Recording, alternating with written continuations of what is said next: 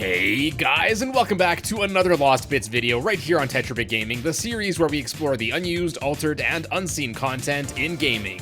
And we are back with another Five Nights at Freddy's Ruin video, as Security Breach just continues to be the gift that keeps on giving in terms of unused content. If you haven't seen my first video, I covered some unused animations, a whole bunch of unused maps left over in the game, and more, so definitely check it out if you're interested. And before we jump in, if you would like to support the channel and pick up some delicious sugar-free energy, check out my channel sponsor G Fuel and use code TETRA at checkout to save up to 30% on your order. And with all that said, grab your Minecraft creeper blocks and slap the like button. It's time to find some more FNAF Ruin Lost Bits. Alright, so to kick things off for this video, there are a few unused graphics left over that I want to go over. The first of these are some unused graphics relating to the Vanny mask that's seen in the game. For starters, we have what looks to be an early placeholder graphic for the areas in the game where the player is blocked from using the mask, and then there's also a pair of seemingly identical graphics that also appear to be early UI graphics for when you can take the mask on and off. Then furthermore, there are also various graphics meant for helpy pairing the mask for when you first get it that go unused. It looks like this sequence would have had sections of the brain being used as a progress meter until finally the brain and ring would turn yellow, indicating that the neural pairing process was a success. And finally, left over unused in the game is a large poster of the artwork shown off when the game was first announced. It's believed that this was intended to have been showcased on the game's main menu to promote the expansion. Now moving on to some audio stuff, first are a few files that while aren't unused, you can't really hear them in full clearly, so I wanted to show them off here. And these are actually all used in that one loopy AR tube slide transition thing between Bonnie Bull and Phaser Blast. So for starters, while going through this portal, you can faintly hear either Roxy or Freddy singing a happy birthday song, but since Cassie is looping around, parts of it get cut off. So if you were wondering what these sound like in full for both animatronics, here you go. Happy Fazbear birthday, pizza, games, and cakes.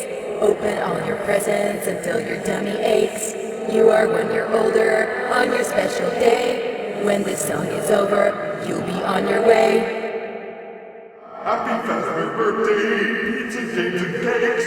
Open all your presents until your tummy aches. You are 1 year older on your special day, and when this song is over, you'll be on your way. Hey! Now in the game, both of these echoey versions can be heard, but in the files there's also unused cleaner versions of both without most of the audio effects. Happy Fazbear birthday, pizza, games, and cakes. Open all your presents until your tummy aches.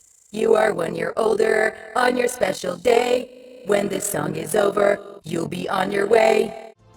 And then for Freddy's version, it actually removes the hey at the end of the singing, and also includes some har har hars to the tune of the Toreador song that's heard in FNAF 1 as a secret little intro, I guess. Happy Fazbear birthday, pizza, games, and cakes. Open all your presents until your tummy aches. You are 1 year older on your special day, and when this song is over, you'll be on your way. And if you didn't know, this is actually a reference to an older TikTok video that went viral in 2021 made by Abdul Cisse, where he har-hars the same intro before beatboxing the rest of the iconic FNAF 1 song by the Living Tombstone. Honestly, a really cool little Easter egg to throw into an unused file that not many people would normally hear. And then also for this section, near the end of it, you can start to hear the song Caught in a Loop, which not only is a fitting song title for this section, but this is also the song that's heard in the Princess Quest arcade game in Security Breach. Which I guess makes sense since we're taken right to the third machine where you can get the Princess Quest ending in the base game. Anyways, again, it's not really unused, but it does get cut off pretty quickly as the cutscene ends. But of course, the file for the song keeps going, and in case you just wanted to hear the banger of a song one more time, here's a quick sample of what gets cut off.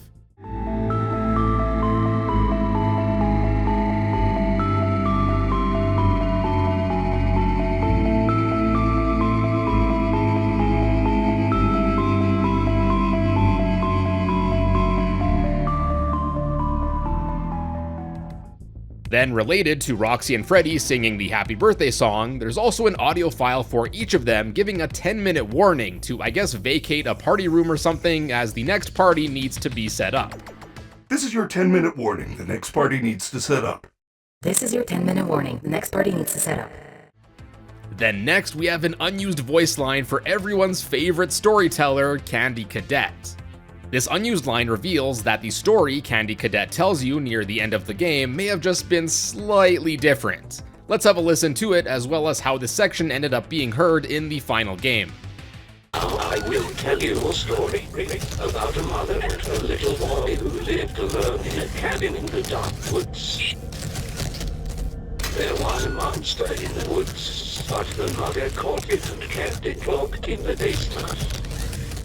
About a little boy who lived near the dark woods. He was told never to go into the woods because there were wild animals. Now, as you heard, although the premise was similar, it looks like originally wild animals were going to be the danger in the woods instead of a monster. Then next, probably one of the most important unused voice clips comes from Gregory, and it reveals that the betrayal ending of the game might have been quite different. It's not your fault. I know you did it for me. To save me. But make sure it doesn't follow you. Gregory saying, "make sure it doesn't follow you," instead of apologizing to Cassie as he tries to seal her fate, implies that originally Cassie was meant to sneak away from the Mimic instead of seemingly facing her demise.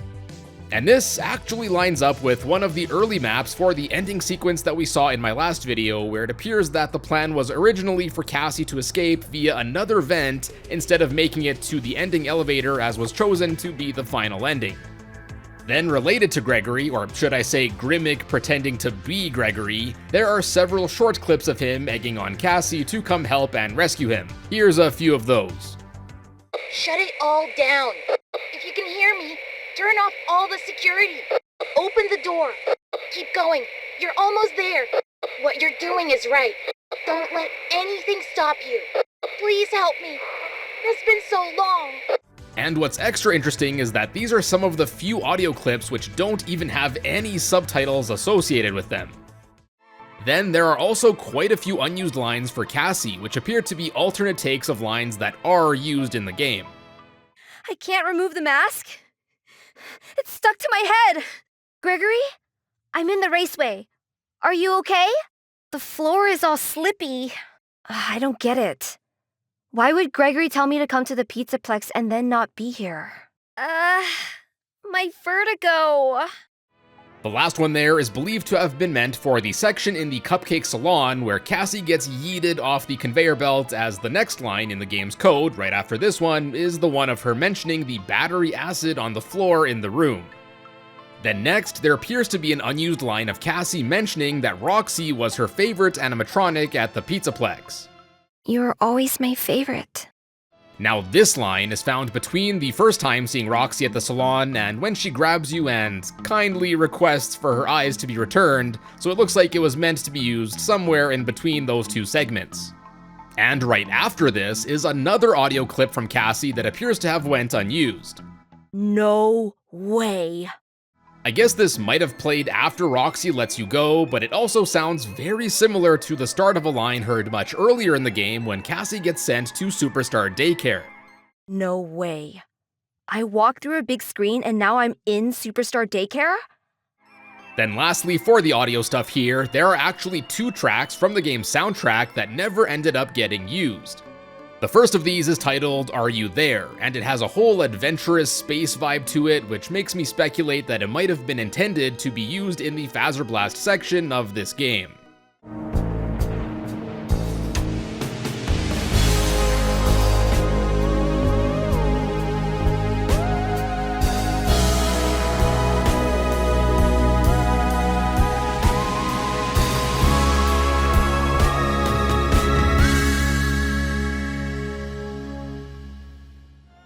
Then secondly, there's a track simply titled I Remember.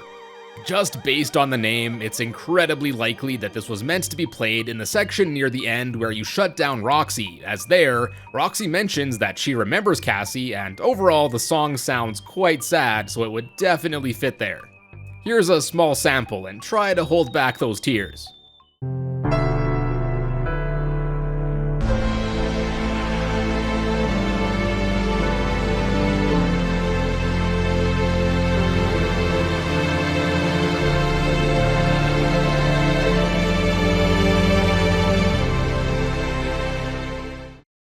Now next up, I want to go over a few things related to text found in the game's files.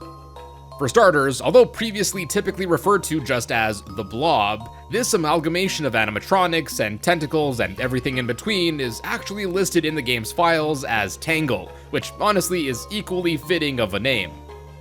It's a shame it was only seen for like a split second in the Ruin DLC, despite it seemingly being the entire reason the Pizzaplex is seen in such disarray.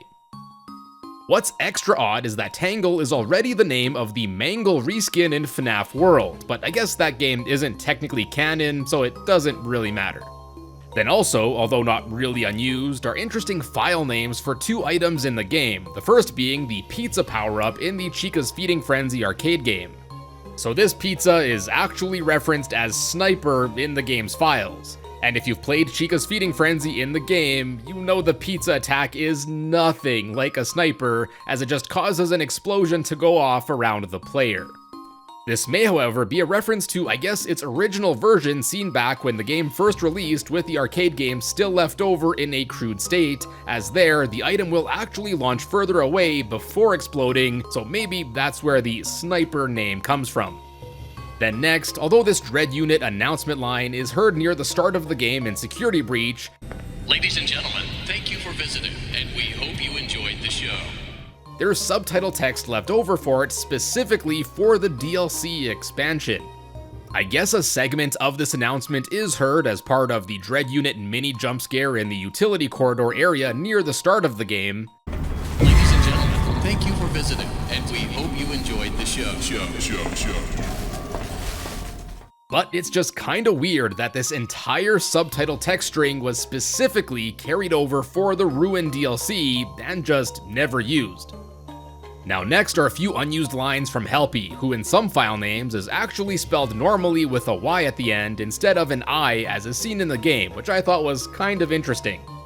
Anyways, the first of these lines mentions using ginger to treat motion sickness, and this could be related to the scrapped Cassie line of mentioning her vertigo we went over earlier. Or it could also be for when Cassie takes the first warp door above Gator Golf, as there she also mentions that she feels like throwing up. And then the other two lines seem to be from the Gator Golf catwalk section of the game too. These would seemingly have showed up just after the Gator cart crashes when entering the area, as it mentions it getting damaged. And then the next line goes over what the objectives of this area are, and this is something that was eventually changed to Gregory going over on the walkie-talkie. The schematics say there's a way to redirect the gondolas to the maintenance room. Deactivate the security node, then use the track controller. Anyways, next, another interesting text string that's left over seemingly unused is this one that simply states, "Gate ripped open by Tangle." We went over how Tangle is the Blob, but since Tangle is only seen for like a split second in this game, I don't recall there being any gates that it rips open, and in general, this just doesn't seem to be like text that would actually appear in the game, but rather one of the many floating bits of developer text that we saw in the unused early versions of the game's areas. So it looks like originally, this game may have had some bigger plans for Tangle than just a quick blink and you'll miss it appearance. Another interesting text thing in the game's files is that a few file names reference not one, not two, but 3 unused temporary minigames. Now at first, I thought these might just be referring to the Gator Golf and Chica's Feeding Frenzy arcade machines as well as the security node puzzles, but they're actually quite different. The first minigame has references to bowling gameplay, and even has a leftover map which is mostly just empty at this point with only a kiddie ride bike base, wet floorbot, as well as Glamrock Bonnie's torso for some reason. The second minigame, unfortunately, doesn't have much left over, so I couldn't really get an idea of what it could be, But finally, the third unused minigame would instruct the player to pick up cockroaches, and it also refers to finding a glitch. So yeah, although we finally got some previously unused minigames implemented with this DLC, it looks like there were even more that were developed, at least partially, before getting the snips. If you remember, we saw bowling leftover unused way back in the day, so this gives me at least a sliver of hope that we still might see it added in someday. And next, another thing that we saw scrapped from the game on release that I hope to see added in someday is of course the survival mode. Now, we went over the unused map that results in a currently unused windscreen for the survival mode in my previous video, but there's actually some more text left over meant for it that only solidifies that it still might be coming in the future. This text string appears to be meant for the game's main menu and will simply warn the player that previous progress in the survival mode will be lost if the player starts a new game. Now, don't get me wrong, it's not much, but hey, this being here at all, I think, is pretty notable. And last up for this video, to add to what we saw with the Security Breach base game, FNAF Ruin has expanded the debug menu left over in the game. It doesn't add all too much compared to what we saw in the base game, but what it does add is pretty handy. Well, first off, even the main debug menu screen got a facelift, but the functions are pretty much the same as we saw. You can enable stuff like unlimited stamina, edit power levels, lock or unlock everything, change security level clearance, and more. Oh, and it also has this little message here now, which I thought was pretty nice to see. And finally, of course, there's also the ability to enable flying around wherever you want with or without collision, which as it was in Security Breach, here it's just as awesome to explore the game in new ways, and equally as useful for getting around. Anyways though, the newest additions to this debug menu that were added with the DLC are here under the Chowda tab.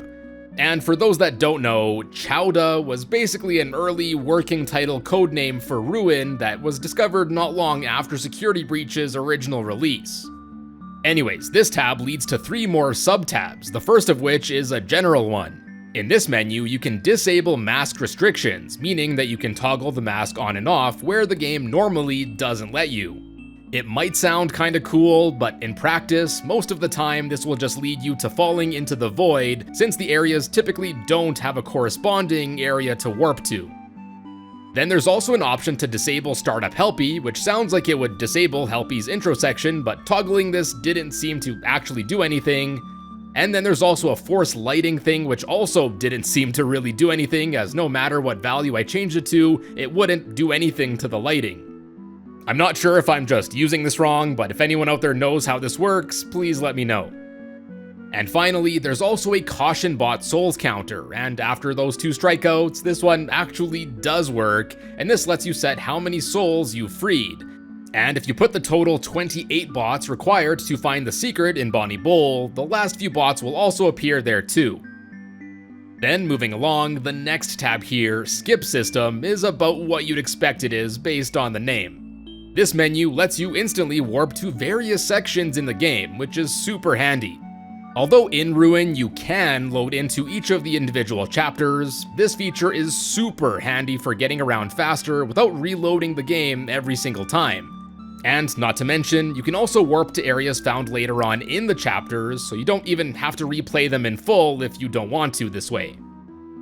And then finally, we have the Rabbit Controls tab, and as you'd expect, this lets us play around with some of the values for the MXCS Rabbit or the entity. Here you can enable or disable MXCS spawning at all, toggle if it can enter its alerted state, as well as showing alerted, which will cause some text to appear above the rabbit sometimes when it's alerted. There are also these timers that you can edit the values, but I played around with them for quite a while, hoping that they would change spawn frequency or something, but nothing seemed to really change. Maybe I was just using it wrong or not setting the values high enough or something. In any case, at the very least, it was nice to be able to disable MXCS in order to just freely walk around in the AR space without the fear of it pulling up at any given moment. Although the additions to the debug menu aren't groundbreaking or anything, I think they're still pretty cool, especially the warping feature. This would be awesome to have added for the base game too. Anyways, on that note, we'll wrap things up here. I don't believe there's all too much else to cover in this game, at least in the state it's currently in, but if another prototype gets discovered or more stuff is added or removed, I'll be sure to cover it, so make sure to subscribe to make your way back to the channel when those are up.